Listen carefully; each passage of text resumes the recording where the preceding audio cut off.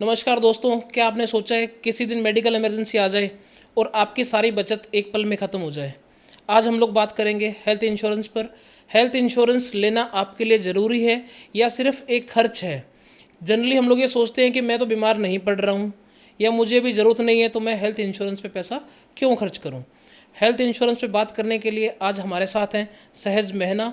एक बहुत ही एंथुजियास्टिक युवा हैं जो हेल्थ इंडस्ट्री में काम कर रहे हैं। हम लोग इनसे बात करेंगे। सहज जी नमस्कार। नमस्कार सर। सौरभ जी कैसे हैं? मैं बहुत बढ़िया हूँ। आपसे मिलकर और तरोताज़ा हो गए हैं। जब आप जैसे युवाओं को मेहनत करते देखते हैं तो लगता है कि हम लोग सही दिशा में जा रहे हैं। सौरभ जी, मैं तो मिलकर आपसे बहुत खुश हो गया हूँ कि ठीक है, चलो आज कुछ इम्तियाज़ होगा और कुछ अवेयरनेस की बात करी जाएगी। बिल्कुल बिल्कुल। तो दोस्तों, आज हम लोग बात करेंगे हेल्थ इंश्योरेंस पे। हेल्थ इंश्योरेंस कैसे लें, किससे लें, हेल्थ इंश्योरेंस लेते समय किन किन बातों का ध्यान रखना ज़रूरी है, और जब उसका क्लेम लेने की बारी आती है तो फिर उस समय किन किन प्रोसीजर से गुजरना पड़ता है, क्योंकि जनरली लोगों को समस्याएं वहीं पर ही आती हैं। तो सहज जी से हम लोग इन सब विषयों पे बात करेंगे। तो सहज जी, मैं सबसे पहले यही जानना चाहूँगा कि हेल्थ इंश्योरेंस मेरे लिए ज़रूरी है या मेरा कोई जानकार जो हेल्थ इंश्योरेंस कर रहा है वो मेरे को इंसिस्ट कर रहा है कि आप लो। ज़रूरी है सर। ज़रूरी। तो फिर ऐसे क्या, आप थोड़ा सा इसको विस्तार में बताओ कि मेरे लिए क्यों ज़रूरी है। सर सौरभ जी, अगर बात करूँ ज़रूरी क्यों है हेल्थ इंश्योरेंस, तो आज के टाइम में सेविंग सबके पास नहीं होती यार। बिल्कुल ठीक है। 5 लाख 10 लाख इससे ज़्यादा सेविंग्स एक कैसे कर पाओगे? हेल्थ इंश्योरेंस का बेसिक नीड है कि वो आपकी फाइनेंशियल सेविंग्स को बचाता है। तो आज के टाइम ट्रेंड्स जो हम देख रहे हैं कि अगर मैं एक इंडिया में कैंसर की कॉस्ट की बात करूँ ना, तो 27 लाख रुपए एवरेज कॉस्ट है। 27 लाख एवरेज कॉस्ट है। कैंसर के ट्रीटमेंट का average cost 27 lakh rupees. 27 in India. मतलब ये तो जो टॉप के 2-3% लोग बच गए उन्हें के हाथ में बचा है कि आप दैट्स सेविंग से करा सकते हो। वही मैं कहना चाह रहा हूँ ना, अगर आप सेविंग्स बिल्कुल ही ख़त्म हो जाए तो वो एक अलग बात है। नहीं तो अगर सेव सारा टाइम कि एक नॉर्मल इंसान, एक इंडियन पीपल सेविंग्स जोड़ता है 5 साल 6 साल 10 साल के, उसको अपने कुछ ड्रीम्स हैं वो कंप्लीट्स करने हैं, कुछ थिंग्स उसको अपने वो करने हैं, बट एक मेडिकल इमरजेंसी आती है जहाँ उसकी जॉब पे भी असर आ गया, उसके बिजनेस पे भी असर आ गया, उसकी फाइनेंशियल स्टेटमेंट भी खराब हो गई, फाइनेंशियल सर्विंग्स भी खराब हो गई। तो हेल्थ इंश्योरेंस बेसिकली आपको एक फ्री माइंड रखता है, पीस माइंड रखता है कि यार मेरी फाइनेंशियल थिंग्स ना स्टेबल हैं। तो जैसे अभी अपन कैंसर की बात कर रहे थे, तो जब हेल्थ इंश्योरेंस कोई प्लान करते हैं, हम लोग लेते हैं, तो उसमें कौन कौन सी डिजीज़ कवर हो जाती हैं, या फिर वो डिजीज़ कब कवर होती हैं। जनरली एक वेटिंग पीरियड के बारे में हमने सुना है। तो बिल्कुल सही। उस वेटिंग पीरियड को कैसे मैनेज कर सकते हैं। सर हेल्थ इंश्योरेंस में ना बेसिकली 3 थिंग्स से चलता है कि मतलब आप जब health insurance when you purchase the health insurance, तो आपको डे 1 से ना एक्सीडेंटल हॉस्पिटलाइजेशन मिलता है। 30 दिन बाद वो बीमारियां कवर होती हैं जो सडन आ गई, like cancer, heart attack, where is that. और आफ्टर 2 years वो बीमारियां कवर होती हैं जिनको बनने में समय लगता है, जैसे पाइल्स है, हर्निया है, कैटरेक्ट है, टॉन्सिल्स हैं, साइनस हैं। मतलब एक जो जिस बीमारी को बनने में जितना समय लगता है, जनरली आप इन कंपनियां इंश्योर करना चाहती हैं कि बंदा जब हमारे पास आए उसमें कितना फिट था, और उसी के बेसिस पे। बिल्कुल। ठीक बात है। तो जब हेल्थ इंश्योरेंस परचेज करने हम लोग जाते हैं, तो कुछ कुछ जगह मैंने ऐसा देखा है कि आप कुछ साइट पे चंद क्लिक करते हो, इंश्योरेंस हो गया।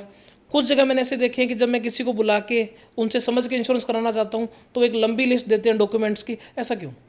सर देखो, अगर आप आपके पहले सवाल पे आता है कि आपने बोला कि टिक करते करते करते इंश्योरेंस हो गया। जी। बिल्कुल सर, वो टिक करते करते इंश्योरेंस तो हो गया, समहाउ कभी क्लेम आएगा तो वो टिक आपको याद दिलाएंगे कि हमने डॉक्यूमेंट दिया ही नहीं कभी।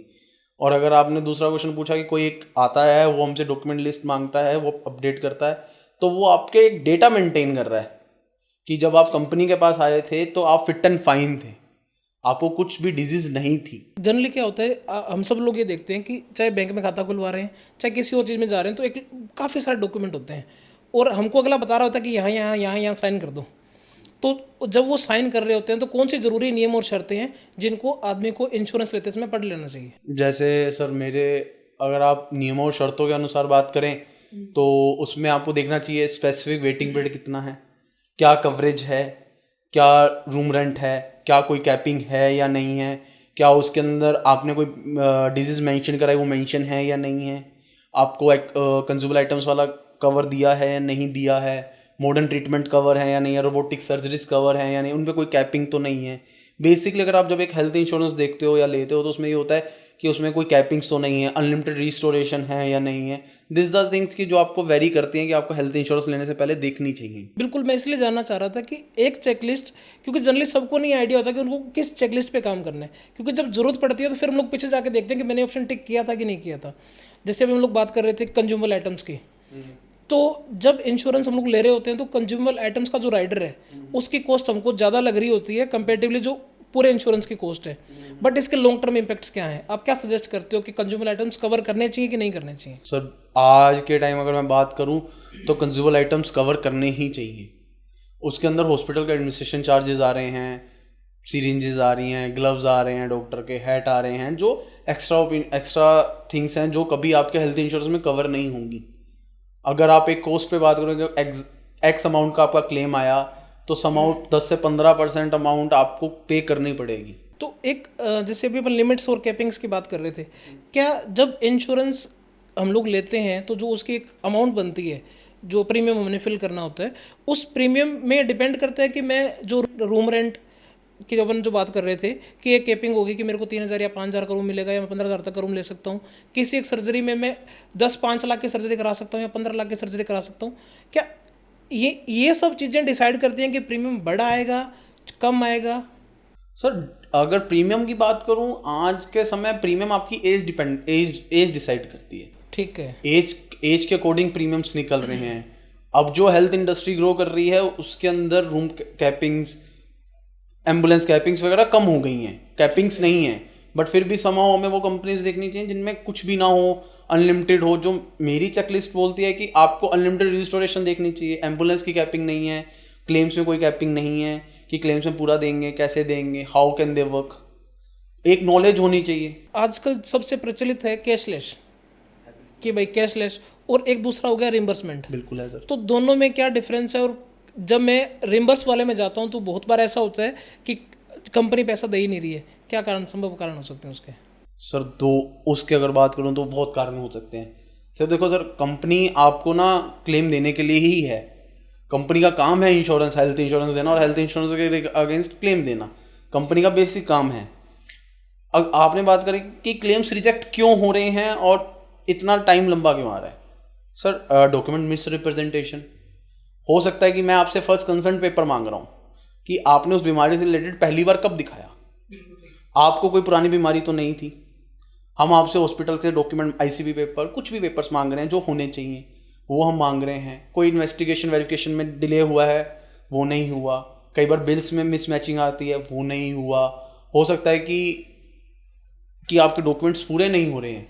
जो बेसिकली अगर आप एक समरी निकालो या वो कंसोलिडेट कर रहे हो ना, तो डॉक्यूमेंट्स का बहुत बड़ा इशू रहता है कि डॉक्यूमेंट्स पूरे नहीं हो रहे। समहाउ कंपनीज डॉक्यूमेंट मांगती हैं तो कस्टमर कई बार फेड अप हो जाता है, यार इतने डॉक्यूमेंट, और जब हम उनसे मांग रहे हैं कि रेगुलर डॉक्यूमेंट्स हैं ये। क्योंकि अगर मैं कोई एग्जांपल भी लूँ ना किसी चीज़ का, जैसे if we are talking about cataract example, cataract के अंदर आपका वेटिंग पीरियड सब हुआ, आपने कैटरेक्ट कराया, रिम्बर्समेंट में आए हैं आप, वी आर गिविंग, आपने मुझे सबमिट करे पेपर्स, हमने लगाए, रिक्वायरमेंट आई। रिक्वायरमेंट के अंदर ये आई कि कैटरेक्ट कभी एकदम से उत्पन्न नहीं होता सर, आपको भी बात पता। तो कैटरेक्ट के लिए आपने कई बार तो पहली बार तो कहीं दिखाया होगा ना सर, वो पेपर दे दो, वो मैच कर लें, हम ट्रीटिंग डॉक्टर सर्टिफिकेट दिखा दो कि ये तब से बीमारी थी, तो वो उससे आपका क्लेम इजीली हो जाता है। मेरा कहने का मतलब ये है कि अगर आप इंश्योरेंस, हेल्थ इंश्योरेंस लो, उसके बाद आप कभी भी कुछ भी दिखाओ, आपके पास वो डॉक्यूमेंटेशन होना चाहिए। तो जैसे अभी अपन बात कर रहे थे, जनरली क्या है, हम लोग जिस सोसाइटी में रहते हैं, हम लोग फर्स्ट कंसल्टेशन या पहली बार जब जांच कराते हैं, हम लोग उसको इतना प्रायोरिटाइज नहीं करते, नहीं देखते कि भाई मैंने इसकी पर्ची संभाल के रखी कि नहीं रखी, या मैं पहली बार कब दिखाने गया। तो ये तो फिर एक जनरल मुश्किलात है। तो कंपनियाँ इसको इसमें रिलैक्सेशन देती हैं, उनको हेल्प करती हैं कि, या फिर ये उनकी चेकलिस्ट में लिखा है कि आपको ये सब देना ही पड़ेगा? क्योंकि जैसे हम बात कर रहे हैं, बहुत सारी चीज़ें ऐसी होती हैं जो जाने अनजाने में हो जाती हैं।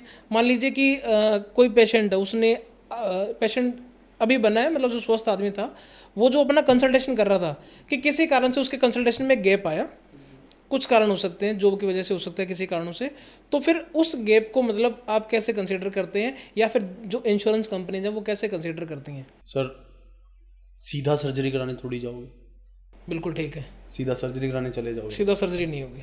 सीधा सर्जरी ठीक है ठीक है ठीक है ठीक है, समझा मैं। सीधा सर्जरी कराने चले जाओगे कि आपको कभी कोई कुछ भी एवरीथिंग फॉर इट, बुखार आया कभी तो दिखाने गए होगे।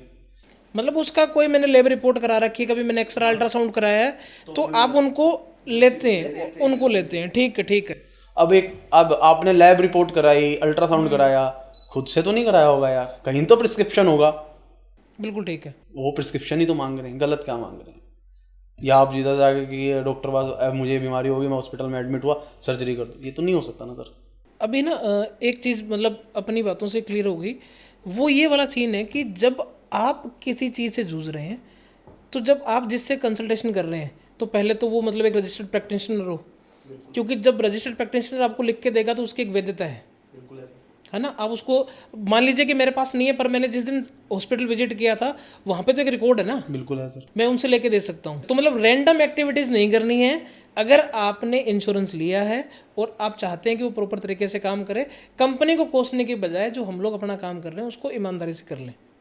कंपनी आपसे सिर्फ डॉक्यूमेंट मांग रही है, डॉक्यूमेंट दे दो, क्लेम पास हो जाएगा। अच्छा, अब इसमें मेरे को एक चीज़ और बताइए कि दो तरह की जो कंपनीज होती हैं, एक स्टैंड अलोन जो सिर्फ हेल्थ इंश्योरेंस कर रही हैं और एक जनरल इंश्योरेंस वाली कंपनियां। तो फिर अब जो सिर्फ हेल्थ इंश्योरेंस कर रही है उनके क्लेम रेशो कम है, जो सारी कर रही है उनके क्लेम रेशो ज़्यादा है। तो फिर यार जो एक काम कर रहा है वो अपना काम अच्छे से नहीं कर रहा क्या? सर ये नहीं कह सकते कि एक जो कर रहा है वो अच्छे से नहीं कर रहा। जो एक कर रहा है ना उसको किसी और का जो इंश्योरेंस उन्हें किट्टी, आप पे किट्टी समझते हैं कि 10 जनों से पैसा लिया, एक को दे दिया, फिर 11 से इकट्ठा करा। Stand on health insurance company ना 10 जनों से पैसा लेके एक को दे रही है, और वो 10 जनों से पैसा इकट्ठा करो अगर मैं किसी गलत इंसान को दे दूं फिर। और वहीं जनरल इंश्योरेंस है, वो इधर से ले रहे हैं उधर से ले रहे हैं, दे दिया। ये तो चीज़ हुई कि हेल्थ इंश्योरेंस हमने क्यों लेना है, फिर हमने बात कर ली कि उसमें क्या चैलेंजेस आते हैं। अब जो मैं ऑनलाइन वाली बात कर रहा था, हेल्थ इंश्योरेंस लेते समय, क्योंकि ये एक पढ़ लिख के करने वाला काम है, बिल्कुल सर। तो मुझे पर्सनली ये लगता है कि एक एजेंट से लिया हुआ इंश्योरेंस ज़्यादा काम कर सकता है। तो जब एजेंट का चुनाव करना हो, ये वो सी बात हो गई कि मैं ऑनलाइन लूँ कि ऑफलाइन लूँ। अब ऑफलाइन लूँ तो मैं एक जो मेरा जानकार है, जो अभी अभी एजेंट बना है, उससे ले लूँ जिसकी मुझे ये तसल्ली ना हो कि वे कल करेगा कि नहीं करेगा, प्रेशर में कर लूँ, या फिर मैं एक स्टेबलाइज बंदे से इंश्योरेंस लूँ जो बाजार में घूमता हुआ मिल रहा है मुझे। नॉलेजेबल पर्सन से लो सर। मतलब मैं दोनों में से नॉलेजेबल से लूँ, बिल्कुल ठीक बात है। कि he or she know that कि how claims run, how claim file, how a company runs, how what's the sense make sense, कि प्री एग्जिस्टिंग बतानी है नहीं बतानी नहीं बताने का तो कभी कोई सवाल नहीं होता। इफ समवन सेज कि यार ये प्री एग्जिस्टिंग नहीं बताते हैं तो this is a not right person for you. Health insurance में एक बेसिक लाइन है, जो भी है बता दो, या तो पॉलिसी मिल जाएगी या डिक्लाइन हो जाएगी। अगर मिल जाएगी तो आप श्योरिटी रहना आपका क्लेम डिनाई नहीं होगा। ठीक है, जो है बता दो, एक लाइन में बात खत्म हो। जो है एक लाइन में बात। और आपने दूसरी बात भी बढ़िया बताया कि बंदा नॉलेजेबल होना चाहिए, कितने दिन से कर रहा है, कितना पुराना है, ये कोई कहानी नहीं है। नहीं है, बिल्कुल नहीं है सर। कि जो आपको सही गाइड कर रहा है वही सबसे बेस्ट है। अच्छा, फिर जो जनरली आजकल सब लोग क्या करते हैं, टारगेट्स पूरे करने के चक्कर में तो थोड़ा पैसा जैसे मान लो कि कंपनी का प्रीमियम आया 18,000 रुपये, बंदा बोल रहा है आप 16 दे देना, 2 में मैनेज कर लूँगा। तो ये क्या कहानी है और ये ऐसे कौन से लोग करते हैं? सिंपल सा थिंग दैट कि कंपनी तो पैसा नहीं छोड़ रही।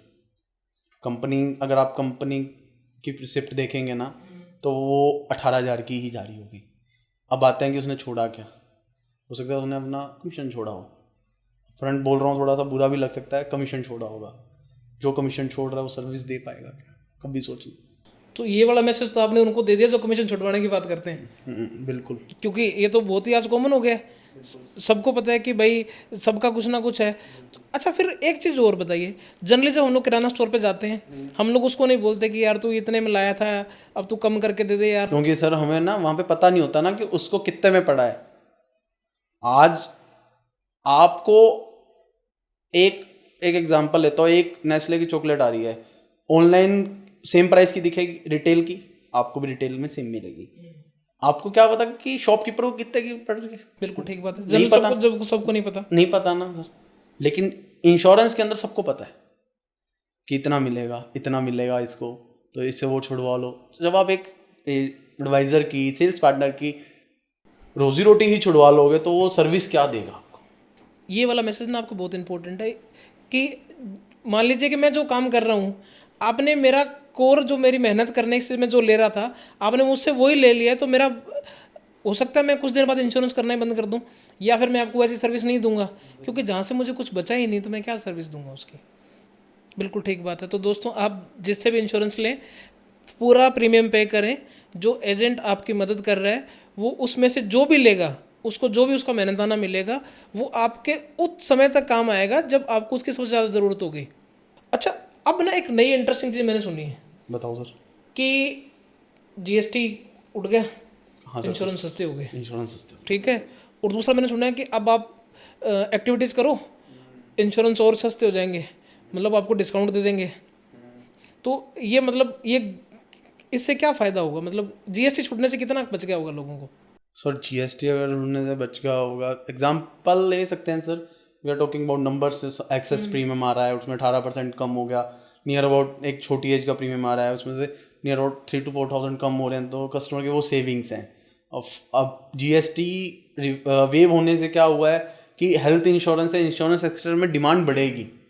कि पहले पीपल्स कहते थे यार जीएसटी लग रहा है 18% प्रीमियम, उनका जीएसटी एक अच्छी अमाउंट के प्रीमियम में जीएसटी लगना मतलब वो प्रीमियम बहुत हाइक कर देता था। लेकिन अब अफोर्डेबल है, एज पर अवर फाइनेंस मिनिस्टर सेज कि अब हेल्थ इंश्योरेंस और अफोर्डेबल रहेगा, सबकी पॉकेट में अलाउ होगा, इजी टू कैरी होगा, इजी टू वेव होगा। और आप आगे आपके बात करूँ आपके डिस्काउंट पे, बिल्कुल सर ऐसी ऐसी चीज़ें हैं, वॉकिंग डिस्काउंट्स पे डिस्काउंट्स मिलता है, वॉकिंग पे मतलब आप वो करो, हाँ उस पर डिस्काउंट मिलेगा, डिस्काउंट मिलेगा। बिल्कुल मिलेगा।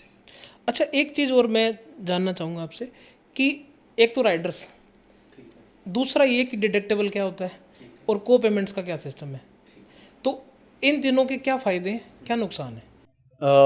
राइडर्स पे बात करें सौरभ सर कि जैसे कंज्यूमर आइटम्स वाला राइडर मस्ट है, ठीक है, मस्ट होना चाहिए। तो फिर इसको वो इंक्लूड क्यों नहीं करते उसमें? क्या उससे प्राइस बढ़ जाती है क्या कंपनी की? कंपनी की प्राइस बढ़ जाती है, सेल्स का जो फॉर्मूला है, कंपनी की प्राइस बढ़ जाती मतलब है, जो कंपनी टू कंपनी चल रहा है वो कंपनी की फिर प्राइस ऊपर बढ़ नीचे जाती जाता है। बिल्कुल सर, कंपनी ने एक बेसिक प्रोडक्ट बनाया। आज हम एक कार लेते हैं, कार के 4 मॉडल आ रहे हैं यार, उसमें आप एक्सेसरीज आ गई, आप उसमें फुटमैट तो रखवाते हो ना यार, क्यों नहीं फुटमैट रखवा रहे? नहीं, बिना फुटमैट के गाड़ी चला लो, वो तो नहीं करे। फुटमैट तो कोई कंपनी नहीं देती सर, ठीक बात है, कोई कंपनी फुटमैट नहीं देती, कोई कंपनी आपको सीट कवर भी नहीं देती, तब भी आप लगवाते हो क्योंकि वो नेसेसरी है। मतलब आपने तरीका चेंज कर लिया, पर मोटी मोटी बात आपने समझा दी बिल्कुल कि भाई जो अवेलेबल है कि एक बेसिक प्रोडक्ट है, राइडर्स पे कंपनी ने ऑप्शन दे रखे हैं, अब आपको वाइजली टिक करना है।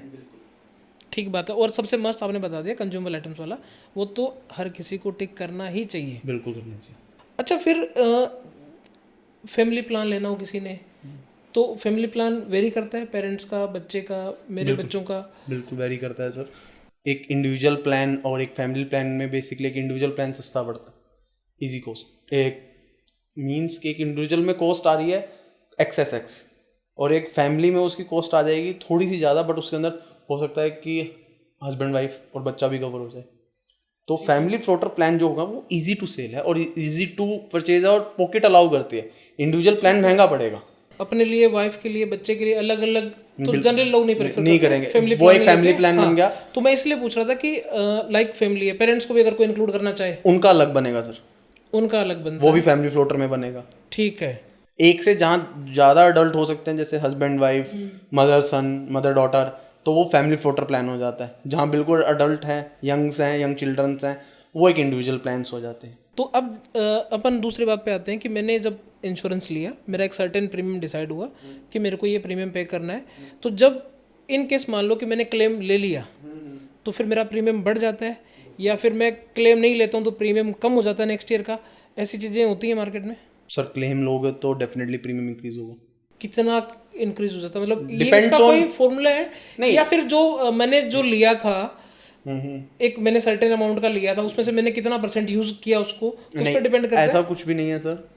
समहाउ उस टाइम क्या मेडिकल इन्फ्लेशन की कॉस्ट चल रही है, क्या हॉस्पिटलाइजेशन की कॉस्ट आ रही है, उस जिस डिजीज पे आप एडमिट हुए उसकी क्या कॉस्ट आ रही है, उसकी क्या कॉस्टिंग चल रही है, तो उस पर वेरी करता है। हाँ क्लेम लोगे तो डेफिनेटली प्रीमियम हाइक आएगा, उतना नहीं आएगा, थोड़ा आएगा, आएगा जरूर। और दूसरी बात आपकी थी कि प्रीमियम बढ़ते नहीं हैं या वो नहीं होते, तो हाँ कंपनीज में आजकल एक फीचर आ रहा है कि वो जब तक कोई पहला क्लेम नहीं आएगा वो आपकी एज लॉक कर देंगे, एंट्री एज ऐसा प्रीमियम लेंगे। This is the benefit feature. ठीक है कि जब तक मैंने उसको नहीं लिया तो मेरा एक नहीं, आपने लिया तब तक क्लेम नहीं लिया, तब तक प्रीमियम नहीं, आपने तब जब तक क्लेम नहीं लिया, हाँ कंपनीज आजकल उसका प्रीमियम आपकी एंट्री एज पे ले रही हैं। ठीक है, not the lock the premium, they are locking their age. ठीक है कि जिस मान लो किसी ने 24 साल की उम्र में लिया और 36 साल तक अगर वो उसने नहीं लिया क्लेम तो उसको 36 में भी 24 वाला प्रीमियम भर रहा है वो। बिल्कुल, जो मेडिकल इन्फ्लेशन से हाई हो गया वो तो अलग बात है, बढ़ा कंपनी ने प्राइस बढ़ाए, लेकिन जो कंपनी ने प्राइस भी बढ़ाए होंगे ना वो 24 की एज वाले बढ़ाए होंगे, 24 की एज वाले ही लेंगे। ठीक है, मतलब वो 36 के हिसाब से बढ़ते हुए नहीं ले रहे हैं आपसे, वो 24 वाले ही तो भी आप किफायती, मतलब आपका हाँ कम ही बहुत किफायती रह जाते हैं। ठीक है, और आप पैदल चल लेते तो थोड़ा और फायदा हो जाता। हाँ बिल्कुल सर, डिस्काउंट ही डिस्काउंट उससे आपकी हेल्थ भी बेनिफिशियल। आप इंश्योरेंस लो फिर उसका पैसा बचाने के लिए फिट हो जाओ बिल्कुल सही है। अच्छा, अगर मान लीजिए किसी का एक मतलब सीरियस क्वेश्चन है कि बंदा खराब हुई तबीयत उसकी, हॉस्पिटलाइज हुआ, इंश्योरेंस लिया हुआ था, रिम्बर्समेंट के लिए फाइल लगाई, क्लेम कैंसिल हो गया, तो इस स्थिति में उसके पास क्या ऑप्शन बचता है? रिम्बर्समेंट के लिए फाइल लगाइए, कैशलेस के लिए फाइल लगाइए।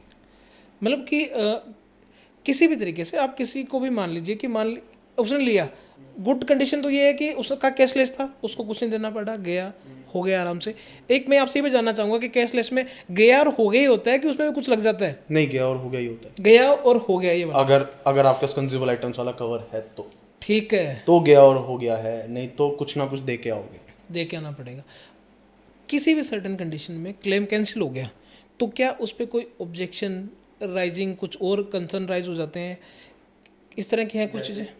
जैसे कि मान लो कि मेरा एक क्लेम है कोई, है ना, कंपनी ने मुझे बोला कि भाई आपका इंश्योरेंस हो रखा है तो आप एक काम करो, आप अपना ट्रीटमेंट ले लो, आप हमको डॉक्यूमेंट्स देना, हम लोग आपका क्लेम क्लियर कर देंगे।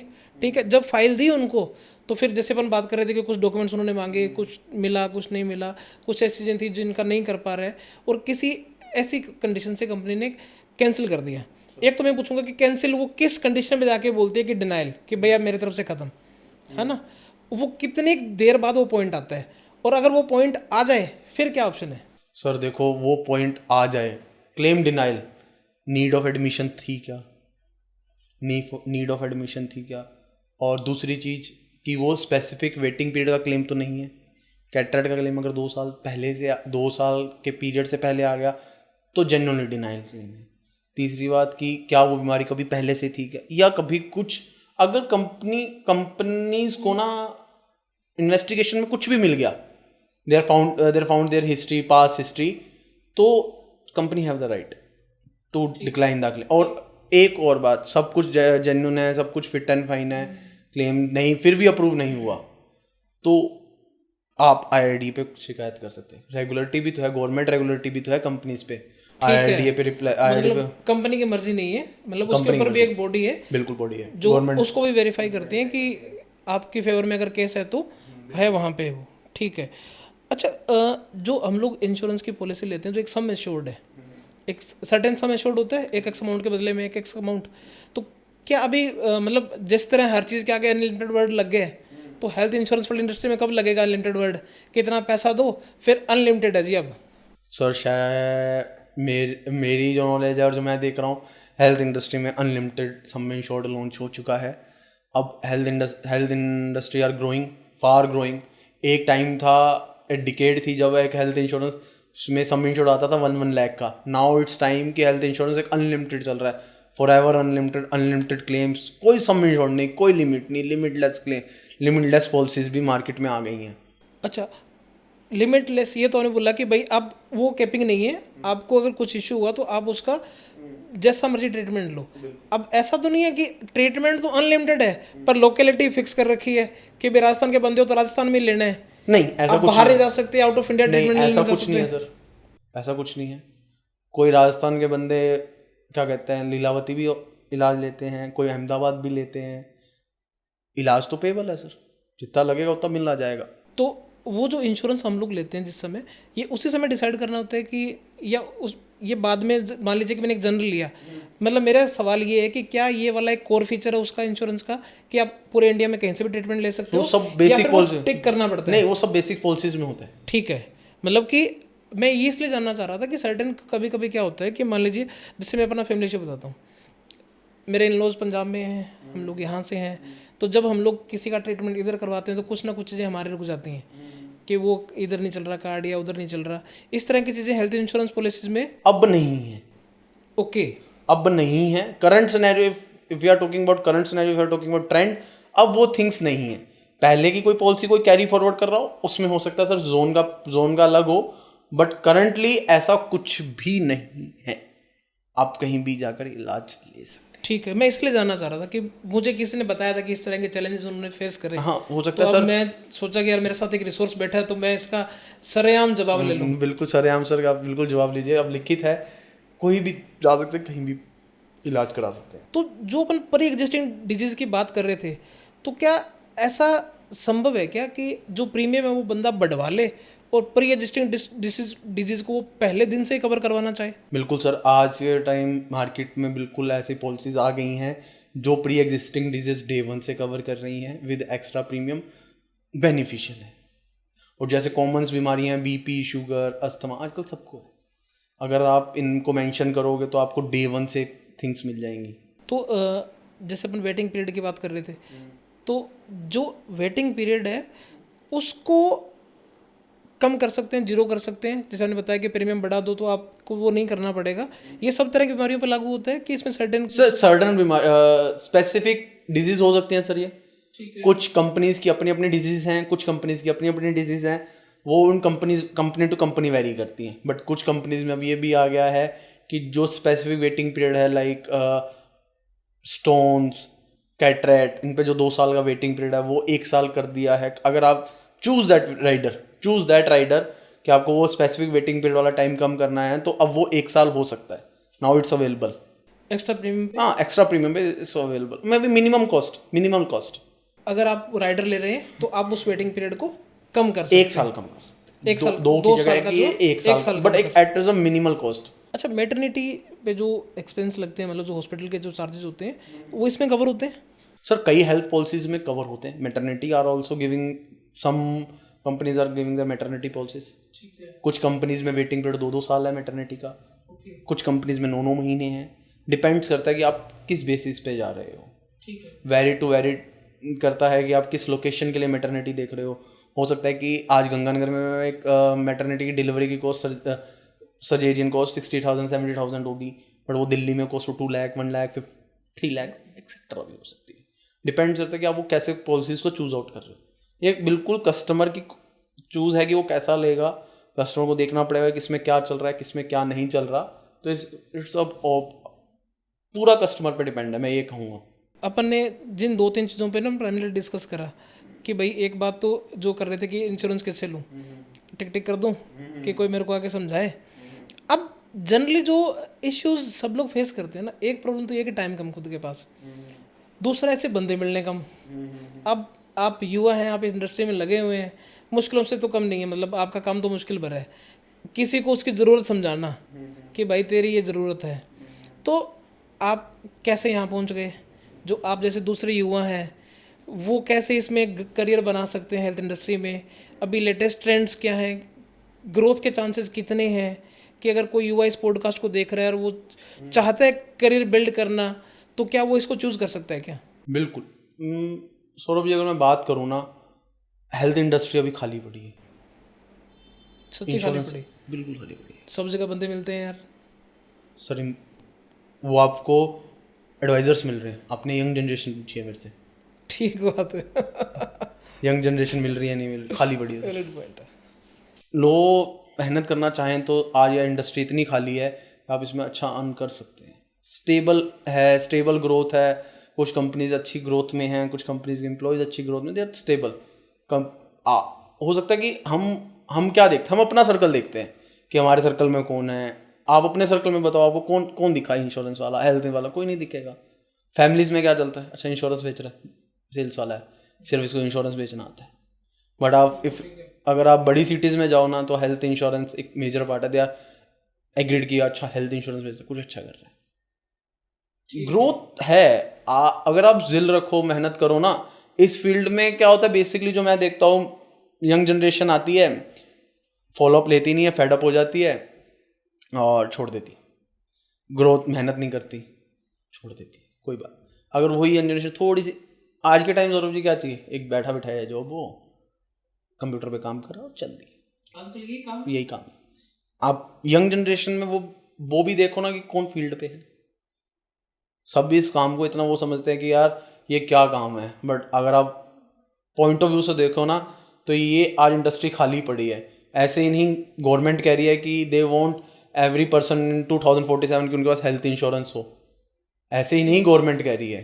तो ये वाले जो नंबर्स हैं जिनकी अपन बात कर रहे हैं युवाओं के लिए, तो जैसे भी आपने बोला कि इंडस्ट्री खाली पड़ी है, बिल्कुल सर। तो जो नंबर दिखाते हैं कि भाई ये इसके ग्रोइंग के चांसेस हैं, ये इतने सीआर, इतने 1000 करोड़ की इंडस्ट्री हो जाएगी, ये सब, तो फिर एक नए जो बच्चा अभी कॉलेज पढ़ रहा है, मैनेजमेंट या मार्केटिंग की पढ़ाई कर रहा है, तो वो ये नंबर कैसे समझे? मतलब आप सीधे सीधे शब्दों में ये नंबर बता दो कि वो प्रोजेक्शन को, उस प्रोजेक्शन के हिसाब से अपना करियर कैसे समझे? सर देखो, अगर नंबर्स की बात करूँ ना तो नंबर्स में तो कभी कंपनी अपनी ग्रोथ दिखा रही है, ओवरऑल सेक्टर मान लो, जैसे अगर ओवरऑल सेक्टर्स में कंपनीज अपनी ग्रोथ दिखा रही हैं, वहां पे पीपल्स क्या काम कर रहे हैं, स्टेबिलिटी क्या है, अगर आप वो देखना चाहो, हो सकता है कि आपको कोई पर्सन मिला होगा 3 महीने बाद, 6 महीने बाद आपको नहीं दिखा, वेरिएशन आया होगा, कंपनी चेंज कर ली। एक वर्ड सुना होगा, प्रेशर बहुत है सेल्स में, प्रेशर के साथ इनकम भी बहुत है। झेल लोगे तो कमा लोगे हैं। बिल्कुल, झेल लोगे तो कमा लोगे। तो ये बात मेरी यंग जनरेशन को एक ही अपील है या एक ही रिक्वेस्ट है, इंडस्ट्री बहुत अच्छी है, ग्रोइंग इंडस्ट्री है, मेहनत करो तो बहुत मिलेगा। काम तो सब जगह करना है यार। आज एक गवर्नमेंट सेक्टर में है, अच्छी पोस्ट पे हैं, ए ग्रेड, सब पीपल्स हैं, वो काम नहीं कर रहेगा यार, सब काम कर रहे हैं। सर जी, जो मैं आपसे पूछ रहा था, राइडर का जवाब आपने दे दिया था, डिडक्टेबल और को पेमेंट रह गया था एक मेरा, फायदे नुकसान दोनों। सर डिडक्टेबल फायदा कैसे?